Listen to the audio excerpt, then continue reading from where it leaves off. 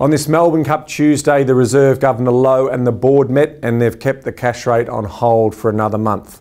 Now, really what we're seeing here is no new stories. Inflation is just non-existent. The September CPI data come in at 0.4% increase, which took the annual rate to 2%. Now, the market was expecting a 0.5% increase, so didn't even get that. So really, inflation is not even in the conversation.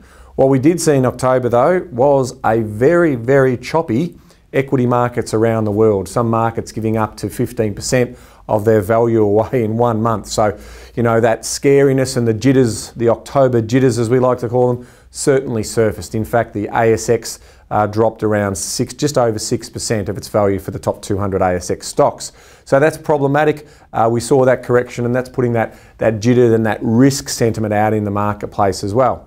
Now, if you add to that the house prices concerns that are going on around Australia, so we saw the CoreLogic numbers come out, and we're seeing annualised declines at the fastest level since 2009. So Sydney sort of down around 7.4%, Melbourne down around 4.7%, Brisbane's up, Adelaide's up, Perth continues to be down, Darwin's down, Canberra and Hobart are looking pretty good, and Adelaide up 1.8% on an annualised basis as well. So there's still buying opportunities in that particular market, but you've got to be very, very careful in terms of where you're buying. So stick to the fundamentals and focus in on where you'll get that good return over time.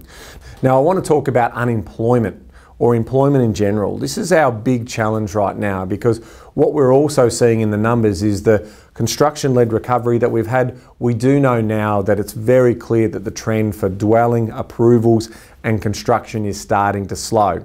So the broader economy is going really well, driven by infrastructure spending, driven by exports and driven by business investment. But we are seeing with the choppy equity markets, and we're starting to see in terms of household confidence, prices going down, the wealth effect starting to take shape. So we're going to see consumer confidence and consumer spending problematic.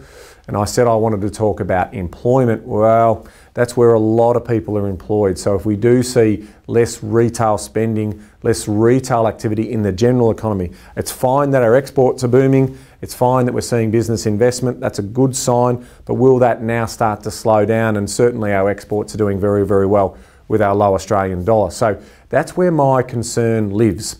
In terms of employment, we do see the unemployment rate around 5%. That's a good number, but the reality is we've still got a lot of people who are underemployed, and we're still seeing challenges around wages growth. So the story is going to be this: if unemployment creeps up, I expect the cash rate may just come down as opposed to going up. So there is absolutely no appetite for the RBA to be moving the cash rate anytime soon. We've talked about this before. We're going to go into 2020-21 with an unlikely move up, in my view, and more, even though it's a slight chance, more sort of arguments around the cash rate actually dropping a little bit, given that the banks have done these out-of-cycle rate rise movements. Because if we don't get that momentum in the economy, they will pull the lever in the negative direction, which is a good news for households if it happens.